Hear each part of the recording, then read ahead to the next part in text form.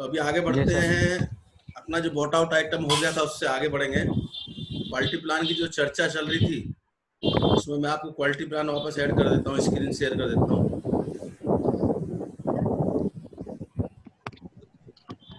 Screen दिख पा रहे हैं?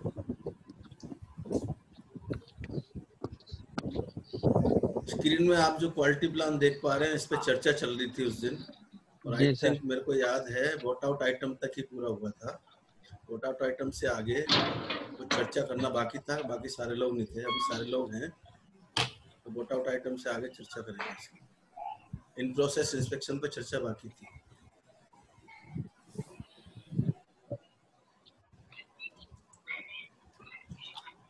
क्वालिटी प्लान में अपन देख लें तो सी आया है इन प्रोसेस इंस्पेक्शन के लिए। तो इन प्रोसेस इंस्पेक्शन क्या है? जो हमारी क्रेन बन रही है उसके इन प्रोसेस में बनने के रॉ मटेरियल के बाद और फाइनल बनने के बीच में जितने प्रोसेस हैं उसमें कौन कौन से मेन प्रोसेस हैं जिनके डॉक्यूमेंट्स देने हैं क्वालिटी को मेंटेन रखते हुए। तो इन प्रोसेस इंस्पेक्शन में ये जो दिखाए इसमें C.1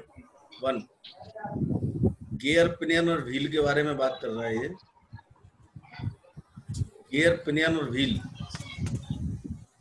DP test on tooth area, DP gear and pinion and thread, CD of wheel। दिख रहा है? DP test on tooth area of gear and pinion and thread, OD of wheel, hardness test और visual dimension। तो gear pinion के बारे में बोलता है कि आपको इतना तो एश्योर करना ही है कि उनकी डायमेंशन आपकी डाइन के अकॉर्डिंग हो, विजुअली ठीक हो, उनके एरिया पर गियर पिनियन पर DP करना है। तो कैसे चेक करना है DP?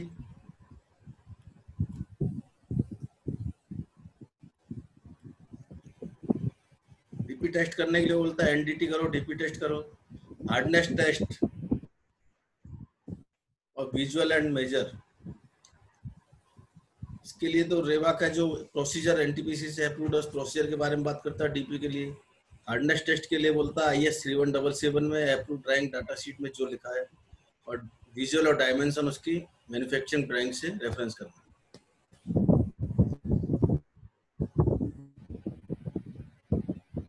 सबकी इंस्पेक्शन रिपोर्ट होनी चाहिए, सबके डॉक्यूमेंट होने चाहिए, मैन्युफैक्चरर को परफॉर्म करना है, क्लाइंट और एंड यूजर को वेरीफाई करना है। अब इसमें DP टेस्ट हो जाएगा, प्रोसीजर है, विजुअल हो जाएगी, डायमेंशन होंगी इसकी मैन्युफैक्चरिंग ड्राइंग से। जो हमारी मैन्युफैक्चरिंग ड्राइंग है कंपनी की, उसकी ज़्यादातर अप्रूव नहीं होती है, लेकिन उसके अकॉर्डिंग जिससे हम गियर ओपिनियन बनाते हैं गियर बॉक्स के लिए, और जो व्हील बनाते हैं मैन्युफैक्चरिंग ड्राइंग से हमको चेक करना है कि मैन्युफैक्चरिंग ड्राइंग के अकॉर्डिंग बने या नहीं। इसके बाद अब बात आती है हार्डनेस टेस्ट। हार्डनेस कितना होना चाहिए? हार्डनेस टेस्ट करने के लिए वैसे तो हमारी ड्राइंग में हार्डनेस मेंशन की होती है, देखते हैं ड्राइंग में हार्डनेस मेंशन है या नहीं।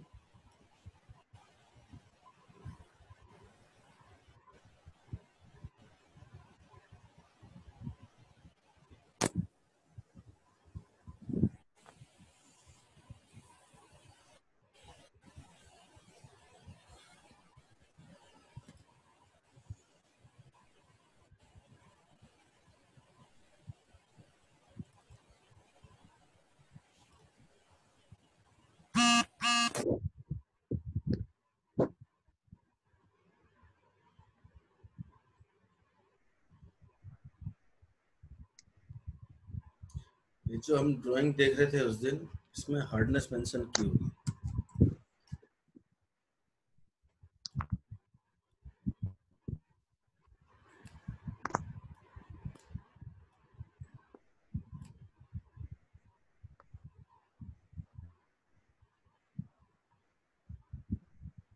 इस ड्राइंग में वैसे हार्डनेस मेंशन नहीं की है, तो गियर बॉक्स के यहाँ पर जहाँ गियर बॉक्स का गियर पिनियन का मटेरियल लिखा रहता है, वही हार्डनेस भी लिखी रहती है, कितना गियर पिनियन का मटेरियल 317-210 से 20 mm CR5 होगा, या ऐसे ही 8620 होगा, ऐसे ही यहाँ पर CT और LT के लिए लिखा रहता है। EN8 का होगा या EN9 का होगा, और वहीं पर उसकी हार्डनेस शो रहती है। इस ड्राइंग में स्किप है, बाकी ड्राइंगों में होती है मैक्सिमम। अगर इस ड्राइंग में नहीं मिलती है तो मैन्युफैक्चरिंग ड्राइंग में जहां हम डायमेंशन देख रहे हैं वहां से भी हम देख सकते हैं। ओम प्रकाश, आपको मालूम है हार्डनेस कहाँ लिखी रहती है इसकी? हाँ सर, दिया होता है। हाँ, यही दिया होता है ना, जहाँ सर मटेरियल लिखा होता है ना, उसी के जस्ट एक आपकी कॉलम आवाज क्लियर नहीं है। का होता है। हाँ, यही मटेरियल जी लिखा होता है, या जी। ड्राइंग में बता रहा हूँ मैं ही कट गया था कि सारे लोग कट गए थे? नहीं सर, आप कट गए थे बस। बाकी सब थे? हाँ जी हाँ सर। इसका मतलब हमारे यहाँ पर ही कनेक्शन का प्रॉब्लम है कुछ, नेट का।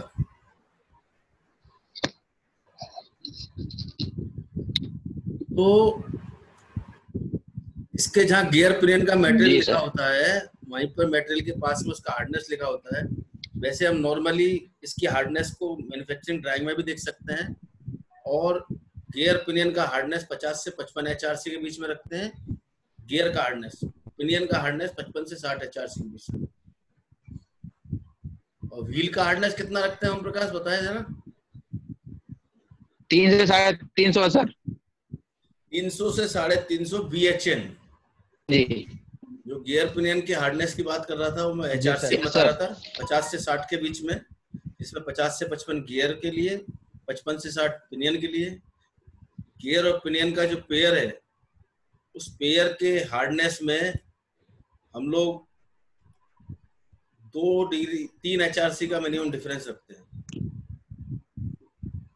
सर एक्चुअली हमारी जो सीटी का व्हील होता है, हाँ। उसमें 170 से 190 BHN लेते हैं, और जो हमारा LT का होता है वो 300 से 350 BHN होता है। तो सीटी के व्हील की हार्डनेस इसमें देखते हैं, दे रखी है क्या? जी ओपन करिए सर। ड्राइंग दिख रही है आपको? नहीं ड्राइंग देख पा रहे हैं? सर, ओपन हुआ नहीं है अभी ड्राइंग। ड्राइंग नहीं देखा? नहीं सर। ओके।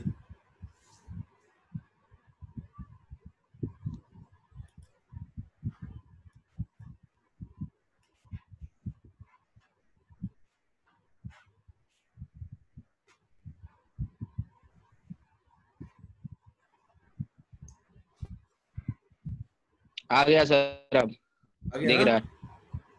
ओके। जी अब दिख रहा है सर। तो ड्राइंग में हम देख रहे हैं यहाँ व्हील दिया रहेगा, यहाँ व्हील डाया दिया है, व्हील का लोड दिया है, पर यहाँ भी इसने व्हील का वो नहीं दिया है। व्हील का लोड दिया है, व्हील का डाया दिया है। 200 डाया के व्हील हैं, सीटी में 4 हैं, एलटी में 8 हैं। यहाँ पर भी इसने व्हील का शो नहीं किया, तो इसको भी मैन्युफैक्चरिंग ड्राइंग में से देख पाएंगे। सीटी व्हील के लिए सही बोल रहे हैं, 170 से 190 के बीच में, 170 BHN से 190 BHN के बीच में रखते हैं, और एलटी व्हील के लिए 300 से 350 BHN के बीच में। ये जीए ड्राइंग में मिल जाएगा रेफरेंस। अगर जीए ड्राइंग में नहीं मिलता है तो मैन्युफैक्चरिंग ड्राइंग में पक्का मिलेगा। Yes sir. ओके, इसके बाद नेक्स्ट चलते हैं हम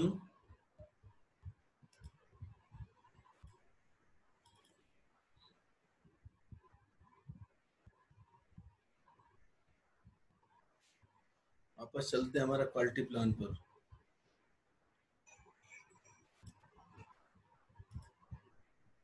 तो क्वालिटी प्लान में गियर पिनियन का ये तीनों हो गया, गियर पिनियन और व्हील का हार्डनेस, डायमेंशन। डायमेंशन में इसमें सरफेस फिनिश भी रहता है, डायमेंशन, हार्डनेस, सरफेस फिनिश, सारी चीजें चेक करते हैं।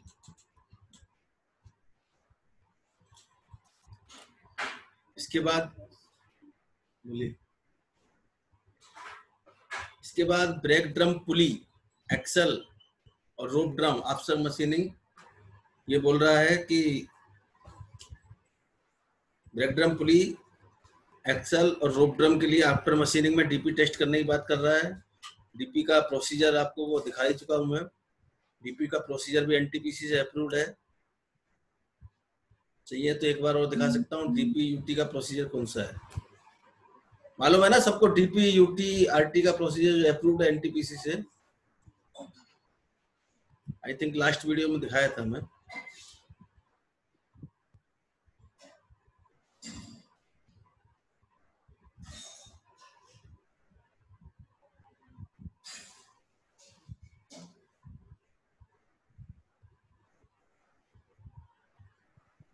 इसके बाद ये वेल्डिंग के बारे में बात करता है। इन प्रोसेस में वेल्डिंग बहुत इंपॉर्टेंट रोल देता है वेल्डिंग का। तो welding of box girder, crab and end carriage.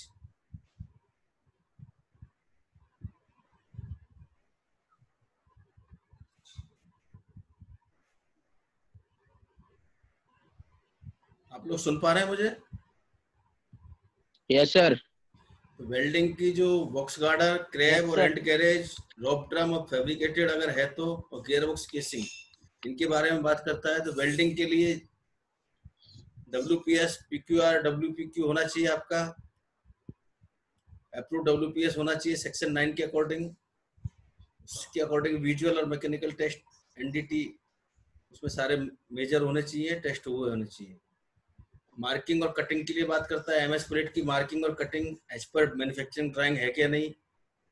As preparation के लिए बात करता है। जो हम वेल्डिंग के जॉइंट बना रहे हैं उनका एज प्रिपरेशन मैन्युफैक्चरिंग ड्राइंग और अप्रूव WPS के अकॉर्डिंग है या नहीं। वेल्ड जॉइंट साइज और लोकेशन की बात करता है। वेल्डर नंबर उस पर लिखा होना चाहिए। तो जो हम वेल्ड जॉइंट बनाएंगे तो उसकी लोकेशन क्या है, उस पर वेल्ड जॉइंट का लोकेशन नंबर होना चाहिए। अगर हमारी वो सपोज करो टॉप प्लेट की है, बैक प्लेट की है या बॉटम प्लेट की है गार्डर में, या एंड कैरेज की प्लेट है, तो उन सब पे उसका एक लोकेशन मेंशन होनी चाहिए, चाहे कोड वर्ड में हो आपकी या किसी टाइप में हो, जिसको आप समझ सकें कि उस जगह यूज होने वाली प्लेट है। उसमें वेल्डर का पंच नंबर होना चाहिए और वो कोरिलेटेड होना चाहिए आपकी TC से। DP test on weld, welding के ऊपर डीपी टेस्ट करना है। डीपी का प्रोसीजर दिखाया इसने। डीपी टेस्ट कहाँ करना है, कितना करना है, उसके लिए बोल रहा है ये 100% for butt weld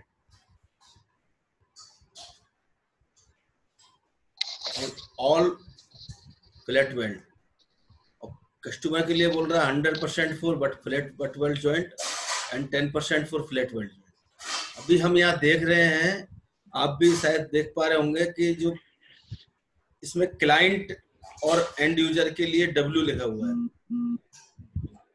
it means आप मैन्युफैक्चरर को परफॉर्म करना है, इट मीन हमको परफॉर्म करना है, और क्लाइंट जिसका ऑर्डर है हमारे पास, और एंड यूजर मीन्स NTPC, इन दोनों को ये विटनेस करना है कि डीपी टेस्ट बराबर है या नहीं।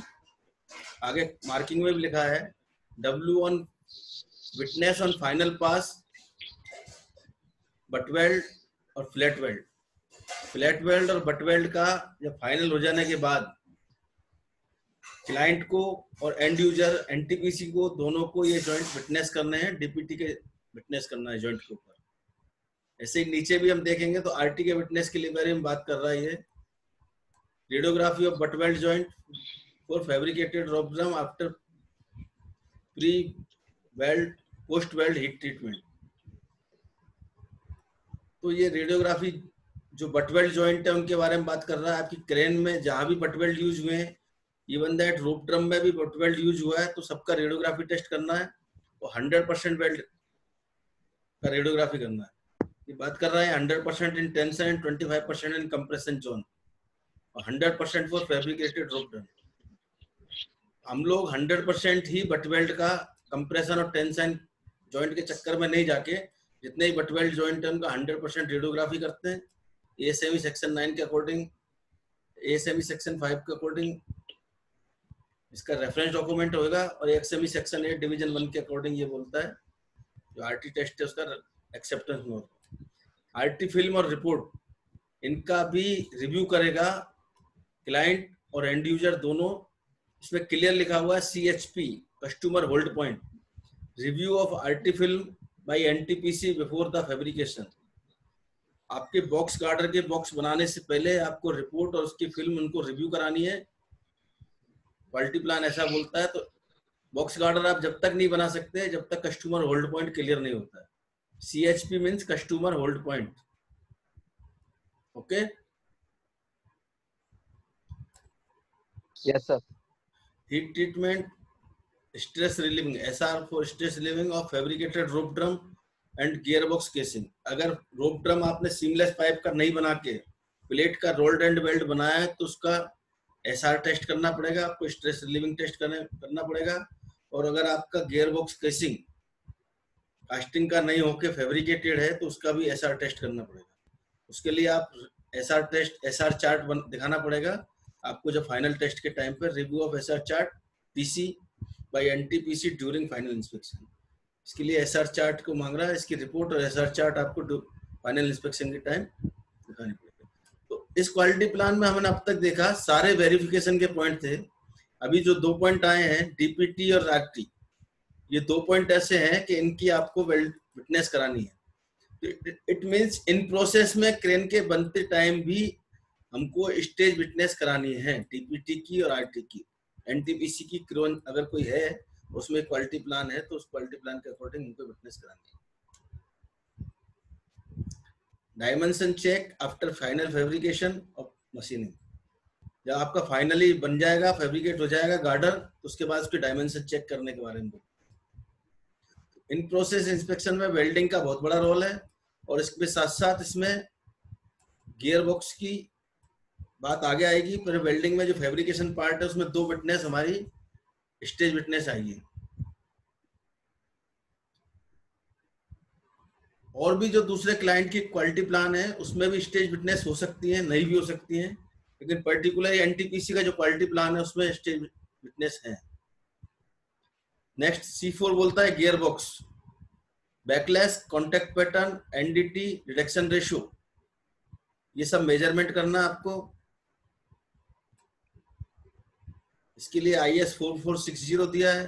रेवा NTPC का जो GBI 001 रिवीजन 0 के नाम से एक हमने NTPC का बहुत सारे टेस्टिंग प्रोसीजर करा रखे हैं, उनके अकॉर्डिंग ये बात कर रहा है। तो टेस्टिंग प्रोसीजर इसका हमारे पास अप्रूव्ड है NTPC का। मैं आपको शो करता हूँ टेस्टिंग प्रोसीजर कहाँ पर है हमारे। और नो लोड टेस्ट रन के बारे में बात करता है, वो भी टेस्टिंग प्रोसीजर में ही है।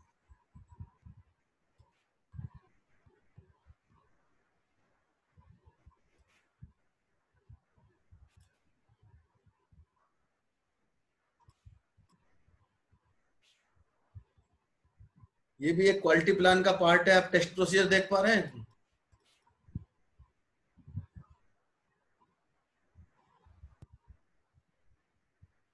Yes sir. तो ये क्वालिटी प्लान का ही पार्ट है। NTPC के टेस्ट प्रोसीजर हैं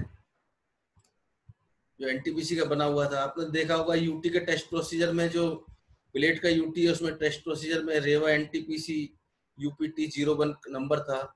ये NTPC से अप्रूव टेस्ट प्रोसीजर है जो क्वालिटी प्लान के साथ ही अप्रूव हुए हैं। ये हमारे सारे टेस्ट प्रोसीजर हैं। प्लेट का अल्ट्रासोनिक टेस्ट का प्रोसीजर है, उसके एक्सेप्टेंस नॉर्म है, रेफरेंस नॉर्म है। स्टील कास्टिंग के अल्ट्रासोनिक टेस्ट का प्रोसीजर है,